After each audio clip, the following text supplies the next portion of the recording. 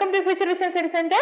PGTRBல சைக்காலஜில unit 7 unit பார்த்துட்டு இருக்கோம். 7th யூனிட்ல இன்னைக்கு யாரை பார்க்க போறோம் அப்படின்னா ஜான் டூயி அப்படிங்கிறவங்கள பத்தி பார்க்க போறோம். அவரோட பிராக்மேட்டிக் லைஃபை பத்தியும் அவரோட எஜுகேஷன் பிலாசபி எப்படி இருந்துச்சு, அவர் எது மாதிரி தாட்ஸ் எல்லாம் வந்து எஜுகேஷனுக்கு சொன்னாரு அப்படிங்கிற விஷயத்தை எல்லாத்தையுமே இந்த வீடியோட டீட்டெயிலா பார்க்க போறோம். ஃபர்ஸ்ட் பாருங்க, ஜான் டூயி அப்படிங்கிறவரோட லைஃப் ஸ்கெட்ச் ஸ்பேன் கொடுத்துருக்கேன். 1859ல இருந்து 1952 வரைக்கும் அவர் வந்து வாழ்ந்திருக்காரு. அதாவது 1859ல பிறந்து 1952 வரைக்கும் அவர் வாழ்ந்திருக்காரு. அவரோட லைஃப் ஸ்கெட்ச் இன்னும் கொஞ்சம் பர்சனலா வந்து பார்ப்போம். இவர் எப்ப பார்ன் ஆயிருக்காரு அப்படின்னு பாத்தீங்கன்னா, எங்க பார்ன் ஆயிருக்காரு அப்படின்னு பாத்தீங்கன்னா ப்ரூக்லைன் அப்படிங்கிறது யூஎஸ்ஏங்கிற பிளேஸ்ல வந்து பார்ன் ஆயிருக்காரு. இவர் வந்து மெயின்லி வந்து எங்க எஜுகேட் ஆயிருக்காரு அப்படின்னா வெர்மண்ட் அண்ட் ஹாப்கின்ஸ் யூனிவர்சிட்டியில, யூஎஸ்ஏல இருக்க ஹாப்கின்ஸ் அண்ட் வெர்மண்ட் அப்படிங்கிற யூனிவர்சிட்டியில வந்துட்டு அவர் எஜுகேட் ஆயிருக்காரு. நெக்ஸ்ட் பாயிண்ட் பாருங்க, after his education over, he worked as a teacher in Michigan and Chicago University up to 1903. 1903 வரைக்கும் வந்து எங்க ஒர்க் பண்ணிருக்காரு அப்படின்னா சிக்காகோ அண்ட் மிச்சிகன் யூனிவர்சிட்டியில வந்து டீச்சரா ஒர்க் பண்ணிருக்காரு எஜுகேஷன் முடிஞ்சதுக்கு அப்புறம். நெக்ஸ்ட் பாத்தீங்க அப்படின்னா நெக்ஸ்ட் பாயிண்ட் பாருங்க, he was appointed as a professor of the philosophy. இவர் வந்து ப்ரொஃபஸரா வந்துட்டு அப்பாயின்மெண்ட் ஆயிருக்காரு. எங்க அப்படின்னா கொலம்பியா யூனிவர்சிட்டியில. எங்க எப்போ அப்படின்னா அதாவது 1903 வரைக்கும் இங்க வந்து டீச்சரா ஒர்க் பண்ணிருக்காரு. அடுத்து ப்ரொஃபஸரா வந்துட்டு 1904ல வந்து அப்பாயின்மெண்ட் ஆயிருக்காரு. எந்த யூனிவர்சிட்டியில? கொலம்பியா யூனிவர்சிட்டியில. சோ ஃபர்ஸ்ட் வந்து அவங்க இப்போ இந்த பாயிண்ட் வந்து நம்மளுக்கு ரொம்ப முக்கியம். ஏன்னா அவர் வந்து ஒரு பிலாசபிக்கு ப்ரொஃபஸரா இருந்திருக்காரு. சோ யாரு வந்து ஒரு பிலாசபிக்கல் ப்ரொஃபஸரா இருந்தாங்க, அது என்ன யூனிவர்சிட்டி அப்படின்னா ஜான் டூயி பத்தி நம்ம ரிப்பீட்டடா எல்லா இதுலயும் நம்ம யூனிட்லயும் கொஞ்சம் ரிப்பீட்டடா பார்ப்போம். அப்போ வந்து அவரோட கொஞ்சம் பர்சனல் விஷயத்தையும் வந்து நீங்க தெரிஞ்சு வச்சுக்கணும். சோ இந்த பாயிண்ட் வந்து நோட் பண்ணி வச்சுக்கோங்க. நெக்ஸ்ட் பாருங்க, he was invited to the different countries of the world. அதாவது நிறைய பக்கம் இவரை வந்து இன்வைட் பண்ணிருக்காங்க. எதுக்காக அப்படின்னா அவரோட ஸ்பீச் கொடுக்கறதுக்காக. அது மாதிரி என்னென்ன கண்ட்ரீஸ்க்கு போயிருக்காரு அப்படின்னு பாருங்க. Such as Japan, China, Turkey and Russia அப்படிங்கிற மாதிரி ஒரு பிளேசஸ்க்கு கண்ட்ரீஸ்க்கெல்லாம் போயிருக்காரு. அங்க போய் என்ன ஸ்பீச் கொடுத்திருக்காரு அப்படின்னு பாருங்க. To given his suggestions regarding the organisation of the education. அதாவது ஒரு எஜுகேஷன் அப்படிங்கிறது எப்படி இருக்கணும், அதை வந்து எப்படி ஆர்கனைஸ் பண்ணணும் அப்படிங்கிற விஷயத்தை எல்லாத்தையுமே அந்த கண்ட்ரீஸ்க்கு போய் ஒரு செமினார் மாதிரி, ஒரு ஸ்பீச் மாதிரி, ஒரு ஆரியன்டேஷன் மாதிரி கொடுத்துருக்காரு.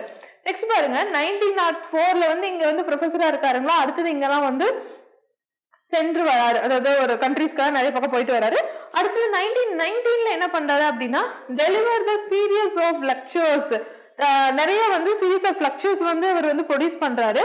அது என்ன ஆகுது அப்படின்னு பாத்தீங்கன்னா ஒரு புக்கா வந்து அதை பப்ளிஷ் பண்றாங்க. ஃபர்ஸ்ட் வந்து அவர் லெக்சர்ஸ் வந்து எங்க வந்து டெலிவர் பண்றாரு அப்படின்னு பாத்தீங்கன்னா டோக்கியோ அப்படிங்கிற ஒரு யூனிவர்சிட்டி ஆஃப் டோக்கியோ அப்படிங்கிற ஒரு பிளேஸ்ல வந்துட்டு அவர் லெக்சர்ஸ் கொடுக்குறாரு. அந்த லெக்சர்ஸ் வந்து எப்படி புக்கா வந்து பப்ளிஷ் ஆகுது. ஓகேங்களா, அவர் கொடுக்குற லெக்சர்ஸ் வந்து புக்கா பப்ளிஷ் ஆகுது. அந்த புக்கோட நேம் வந்து என்ன அப்படின்னு பாத்தீங்கன்னா ரீகன்ஸ்ட்ரக்ஷன் இன் பிலாசபி. இதுவும் வந்து ஒரு கொஸ்டினா வரும் உங்களுக்கு. ரீகன்ஸ்ட்ரக்ஷன் பிலாசபி அப்படிங்கிற ஒர்க் வந்து யார் எழுதினாங்க அப்படின்னு கேட்டா நீங்க ஜான் டூயி அப்படின்னு சொல்லலாம். இந்த ஒர்க் வந்துட்டு அவரோட ஒரு ஸ்பீச் லெக்சர் கொடுத்துருப்பாருங்க இல்லைங்களா, அதோட கலெக்ஷன் சீரீஸ் எல்லாம் ஒன்னா சேர்த்து ஒரு புக் ஃபார்மேட்ல வந்து பப்ளிஷ் பண்ணியிருக்காங்க. நெக்ஸ்ட் பாருங்க, he was written about 50 books. 50 books எழுதியிருக்காரு. அதுக்கப்புறம் என்ன பண்ணிருக்காருன்னா more than 800 ஆர்டிகல்ஸ் வந்து பிலாசபி ரிலேட்டடாகவும் எஜுகேஷன் ரிலேட்டடாகவும் பொலிட்டிக்ஸ்க்கு ரிலேட்டடாகவும் சோசியாலஜி அண்ட் மெனி அதர் ரிலேட்டடா வந்து 800 ஆர்டிக்கலும் 50 புக்ஸும் வந்து எழுதியிருக்காரு. ஸோ வந்து இவர் ரொம்ப ஃபேமஸான ஆளு. ஸோ இவரை பத்தி வந்து நிறைய தெரிஞ்சிருக்கணும். அது மாதிரி புக்கும் வந்து நிறைய லாங்குவேஜ்ல வந்துட்டு மெனி லாங்குவேஜ்ல வந்து டிரான்ஸ்லேஷன் பண்ணியிருக்காங்க ஆல் ஓவர் வேர்ல்டுல. ஓகேங்களா, இப்போ வந்து ஃபர்ஸ்ட் ஸ்டார்டிங்ல பார்த்தோம் எப்ப இறந்தாரு, எப்ப வந்து பிறந்தாரு, இறந்தாரு, எந்த பிளேசஸ் ஆண்டவர். நெக்ஸ்ட் என்ன பார்த்தோம் அப்படின்னா அவர் எங்க வந்து டீச்சரா எங்க வந்து எஜுகேட் ஆனாரு, எங்க டீச்சரா ஒர்க் பண்ணாரு, எங்க வந்து ப்ரொஃபஸரா இருந்தாரு. நெக்ஸ்ட் எங்க இந்த ஊருக்கெல்லாம் போய் அவர் லெக்சர்ஸ் கொடுத்திருக்காரு. அது இல்லாம என்ன பார்த்தோம் அப்படின்னா அவர் எவ்வளவு புக்ஸ் வந்து நம்மளுக்கு ப்ரொடியூஸ் பண்ணியிருக்காரு, அதுல என்னென்ன கேட்டகரியில இருக்கு அப்படின்னு பார்த்துட்டோம். மெயினா வந்து அபவுட் ஒரு ஆத்தர் அப்படின்னு சொல்றோம்ல, அது மாதிரி ஜான் லூயி பத்தி ஒரு அபவுட் ஒரு இன்ஸ்ட்ரக்ஷன் பார்த்தோம். நெக்ஸ்ட் வந்து இப்ப அவர் வந்து ஒர்க் கொடுத்திருக்காரு, புக்ஸ் வந்து கொடுத்திருக்காரு, அது இல்லாம வந்து நிறைய செமினார்ஸ் கொடுத்திருக்காரு, லெக்சர்ஸ் கொடுத்திருக்காரு அப்படின்லாம் பார்த்தோம் இல்லைங்களா, ஆர்டிகல்ஸ் எல்லாம் கொடுத்திருக்காரு அப்படின்ட்டு. அதுல மெயினா வந்துட்டு எஜுகேஷன் தியரி அப்படின்னு சொல்லிட்டு அவர் எதுல வந்து இன்க்ளூட் பண்ணியிருக்காரு அப்படின்னு சொல்லி பாருங்க. இப்போ வந்துட்டு மை பெடகாஜிக் க்ரீட் அப்படின்னு சொல்லிட்டு ஒரு ஒர்க் இருக்கு. அது எப்போ அப்படின்னா 1897 வந்து எழுதியிருக்காரு. இது ரொம்ப இம்பார்ட்டன்டான ஒர்க். இந்த ஒர்க்ஸ் எல்லாமே வந்து உங்களுக்கு எது ரொம்ப இம்பார்ட்டனோ அது எல்லாமே நான் கொடுத்துருக்கேன். அது வந்து எஜுகேஷன் தியரின்னு சொல்றாங்க. நெக்ஸ்ட் பாருங்க, தி ஸ்கூல் அண்ட் சொசைட்டி, இது வந்து 1900 எழுதியிருக்காரு. இதுவும் ரொம்ப இம்பார்ட்டன்ட். நெக்ஸ்ட் வந்துட்டு இந்த சைல்ட் அண்ட் தி கரிக்குலம் அப்படிங்கிற ஒர்க் வந்து 1902, இதுவும் வந்து ரொம்ப பேசப்பட்ட ஒரு ஒர்க். இதுலயும் வந்துட்டு ஒரு சைல்டுக்கு வந்து ஒரு கரிக்குலம் எப்படி இருக்கணும், ஒரு எஜுகேஷன் சிஸ்டம் எப்படி இருக்கணும்னு சொல்லிட்டு டீட்டெயிலா அதுல வந்து டீல் பண்ணிருப்பாரு. Next democracy and the education அப்படின்னு 1960 வந்து எழுதியிருக்காரு. இதுவும் வந்து ரொம்ப இம்பார்ட்டன்டான ஒர்க். நெக்ஸ்ட் வந்து பாருங்க, எக்ஸ்பீரியன்ஸ் இன் தி எஜுகேஷன் அப்படின்னு சொல்லிட்டு 1938 எழுதியிருக்காரு. அதுக்கப்புறம் பாருங்க, ஸ்கூல்ஸ் டுமாரோ, இங்க வந்து டுமாரோ அப்படிங்கிற ஒரு ஒர்க் வந்து எழுதியிருக்காரு. ஸோ இதெல்லாம் வந்து ரொம்ப இம்பார்ட்டன்ட். இதெல்லாம் வந்து பப்ளிகேஷன் இயர் என்னன்னு பாத்துக்கோங்க. இதே ஒர்க்கா வந்து ரீகால் பண்ணி வச்சுக்கோங்க இந்த ஒர்க்ஸ். நெக்ஸ்ட் வந்து பிலாசபிக்கல் தாட். இவரோட பிலாசபிக்கல் தாட் எப்படி இருக்கு அப்படின்னு சொல்லிட்டு நம்ம நெக்ஸ்ட் பார்ப்போம்.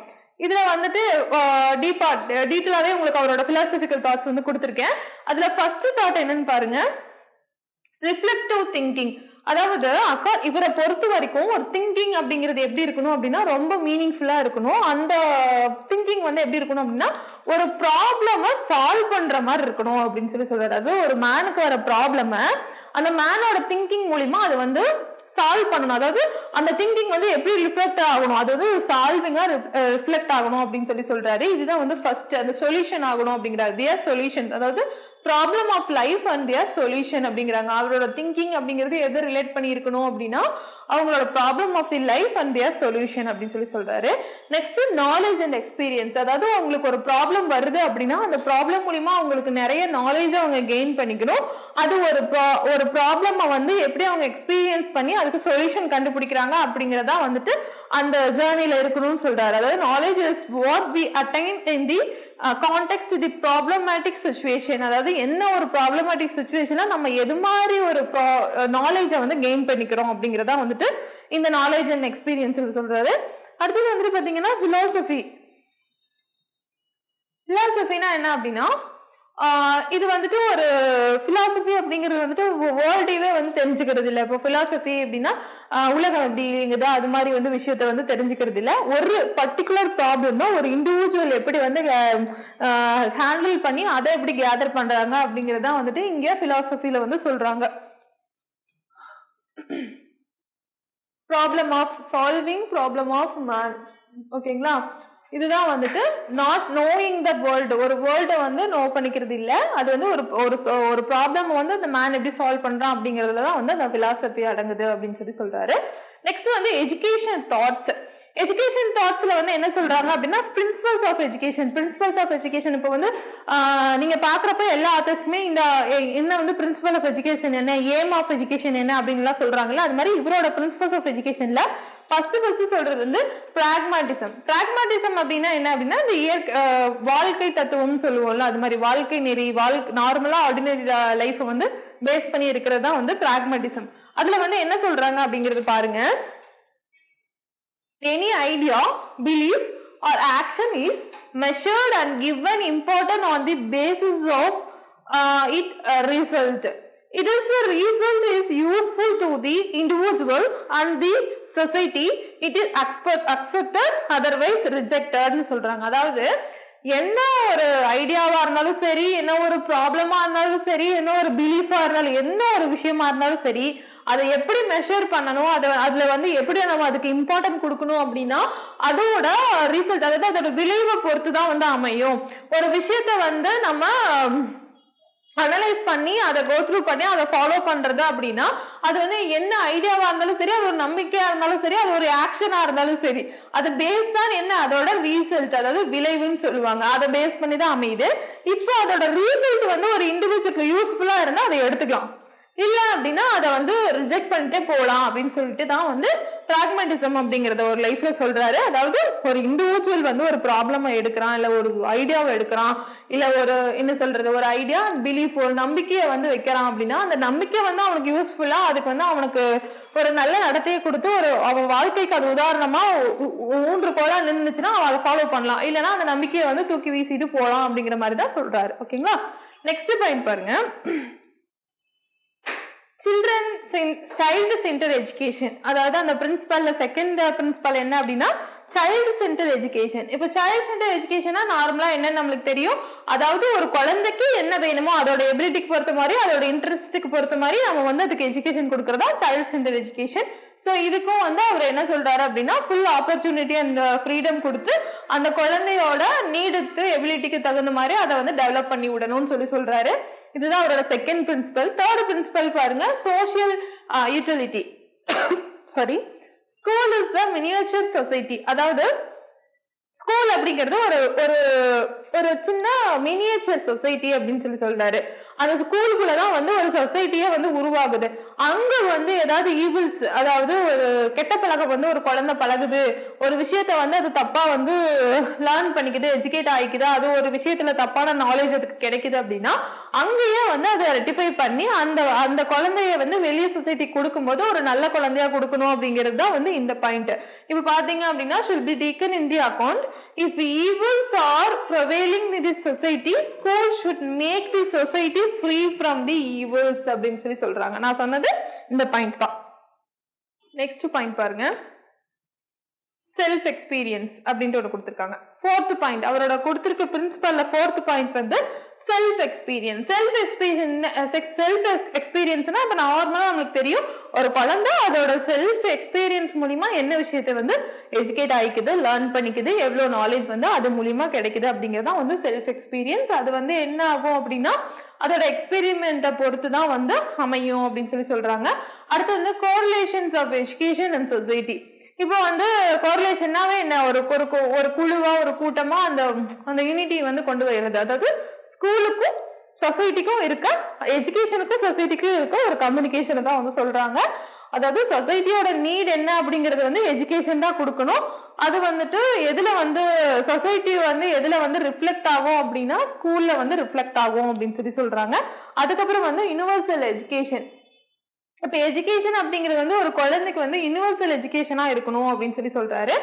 இது வந்து எப்படி இருக்கணும் அப்படின்னா, இல்ல நீ தான் வந்து இங்க படிக்கணும், இப்படி படிக்கணும், இவ்வளவுதான் இங்க படிக்கணும், இந்த ஏஜ் வரைக்கும் இப்படிதான் அப்படிங்கிற மாதிரி ஒரு ரெஸ்ட்ரிக்ஷன் இல்லாம ஒரு ஃப்ரீயா வந்து இருக்கணும் அப்படின்னு சொல்றாங்க.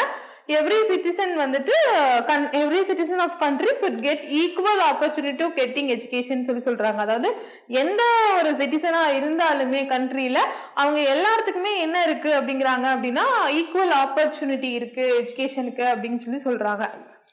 நெக்ஸ்ட் பாயிண்ட் பாருங்க, சோசியல் சேஞ்சஸ். சோசியல் சேஞ்ச் அப்படின்னா என்னன்னா நார்மலா சோசியல் சேஞ்ச் அப்படிங்கிறது வந்து இருந்துட்டே தான் இருக்கும். ஸோ அதனால வந்து நம்ம எஜுகேஷனால எல்லாம் ஒரு சேஞ்சஸும் இருக்க போறது இல்லைங்களா. ஒரு ட்ரெண்ட்ஸ் மாற ஒரு சொசைட்டி மாற சோசியல் சேஞ்ச் அப்படிங்கிறது வந்துட்டு நேச்சுரலாவே வந்து இருந்துட்டு தான் இருக்கும் அப்படின்னு சொல்றாங்க. நெக்ஸ்ட் வந்து எய்ம்ஸ் ஆஃப் எஜுகேஷன். இது உங்களுக்கு கொஸ்டினா வரும். எய்ம் என்ன, அவரோட ஜான் டூயியோட எய்ம் என்ன, அவரோட எஜுகேஷன் எய்ம் என்ன அப்படிங்கிறது வந்து உங்களுக்கு கொஸ்டினா வரும். அந்த எய்ம் என்ன அப்படிங்கிறது ஒண்ணா பார்க்கலாம். ஃபர்ஸ்ட் என்ன அப்படின்னா reform and reconstruction of the society through education. அதாவது சொசைட்டியை வந்து ரீஃபார்ம் அண்ட் ரீகன்ஸ்ட்ரக்ஷன் பண்ண போறோம். எது மூலியமா அப்படின்னா எஜுகேஷன் மூலியமா. அதுதான் அவரோட ஃபர்ஸ்ட் எய்ம். நெக்ஸ்ட் எய்ம் என்ன அப்படின்னு பாத்தீங்கன்னா to enable to individual to adjust with the change in social environment அப்படிங்கிறாங்க. அதாவது ஒரு இண்டிவிஜுவல் வந்து சோஷியல் என்விரான்மெண்ட்ல வந்து சேஞ்சஸ் நடக்குது அப்படின்னா அதுல எப்படி வந்து அட்ஜஸ்ட் பண்ணி அதுக்கு தகுந்த மாதிரி அவங்கள வந்து மாடுலேஷன் பண்ணணும். அந்த லைஃப் ஓரியன்ட் மாதிரி தாங்க. ஒரு லைஃப்ல வந்து அவன் எது மாதிரி வந்து அட்ஜஸ்ட்மெண்ட் அண்ட் என்ன சொல்றது அது கூட கம்பைன் பண்ணி போறதுக்கு அவன் வந்து எவ்வளோ ஒரு ட்ரெயின் அப் ஆகணும் ஒரு குழந்தை அப்படிங்கிறதா இவங்களோட செகண்ட் ஏம்.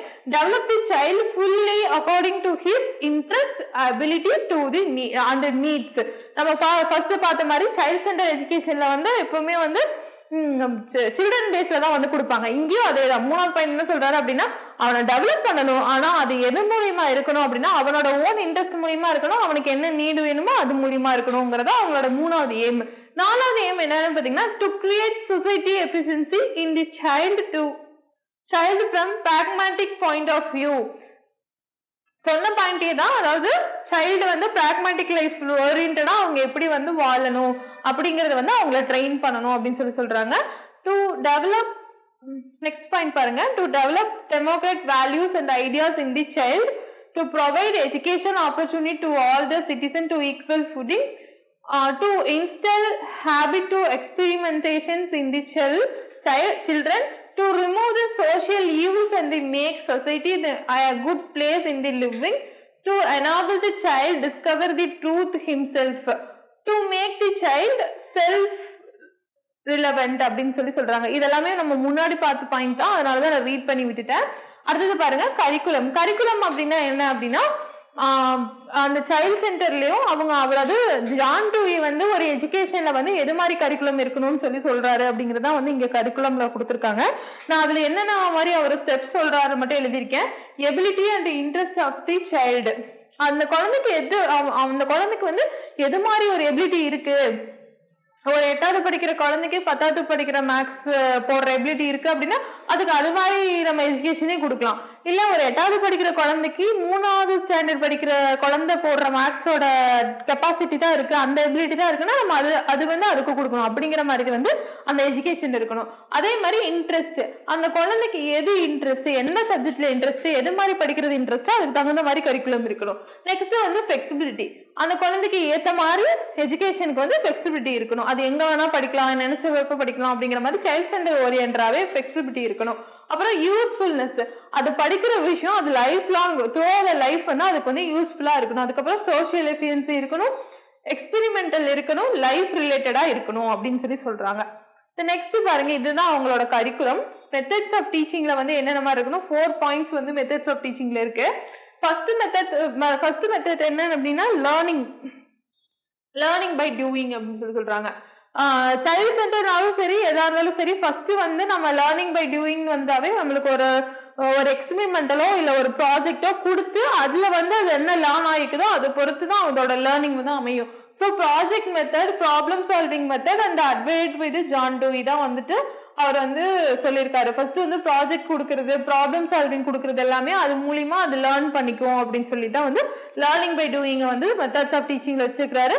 அப்புறம் வந்துட்டு கலெக்டிவ் அப்ரோச்ல வந்து என்ன சொல்றாரு அப்படின்னா training of the school, collective training கொடுக்குறாரு. அதாவது ஒரு குரூப்பா வந்து சேர்ந்து அதை ஒன்ன வந்து கலெக்ட் பண்ணி அதை வந்து பேசி ஒரு பியர் குரூப்ஸ் கூட அந்த கம்யூனிகேஷன் வச்சு அது மூலியமா அது லேர்ன் பண்ணிக்கிறது.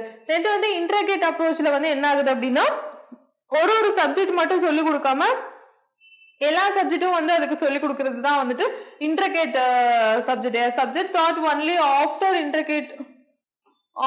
இன்டர்கேட் with the other subject as well as the life, other subject கூடயே அதோட லைஃப் ஓரியன்டாவும் உங்களுக்கு வந்து எஜுகேஷன் கொடுக்கறது.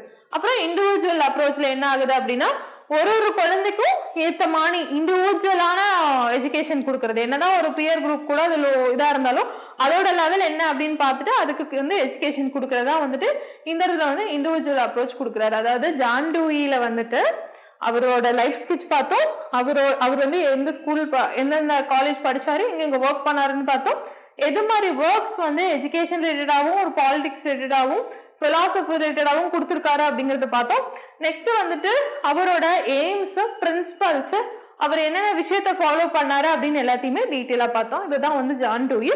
நெக்ஸ்ட் கிளாஸ்ல அடுத்த ஒரு டாபிக் பார்ப்போம். தேங்க்யூ.